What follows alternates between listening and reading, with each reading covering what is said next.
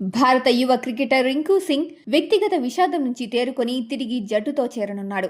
తండ్రి మరణించిన మరుసటి రోజే అంటే ఇవాళ అతను జట్టుతో కలుస్తాడని బీసీసీఐ ధృవీకరించింది. కీలకమైన సూపర్ 8 మ్యాచ్కు ముందు జట్టు కోల్కతాతో సమావేశం కానుంది. గత కొంతకాలంగా అనారోగ్యంతో బాధపడుతున్న రింకు తండ్రి కంచన్ సింగ్ గురువారం రాత్రి గ్రేటర్ నోయిడాలోని ఓ ఆసుపత్రిలో కన్నుమూశారు.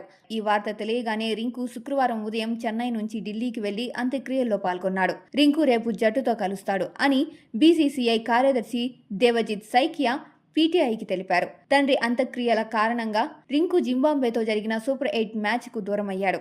ఆ మ్యాచ్లో సంజు శాంసన్, అభిషేక్ శర్మతో కలిసి ఓపెనింగ్ చేశాడు. కోల్కతాలోని ఈడెన్ గార్డెన్లో రేపు వెస్టిండీస్తో జరగనున్న కీలక మ్యాచ్కు రింకు అందుబాటులో ఉండే అవకాశం ఉంది. ఈ మ్యాచ్ టీమిండియాకు వర్చువల్ నాకౌట్ లాంటిది. ఇందులో గెలిచిన జట్టు గ్రూప్ 1 నుంచి దక్షిణాఫ్రికాతో పాటు సెమీఫైనల్కు అర్హత సాధిస్తుంది. రింకు సింగ్కు ఇదే తొలి ప్రపంచ కప్ కాగా ఈ టోర్నీలో మిడిల్ ఆర్డర్లో ఆడిన అతను ఇప్పటి వరకు 5 మ్యాచ్లలో 24 పరుగులు మాత్రమే చేశాడు.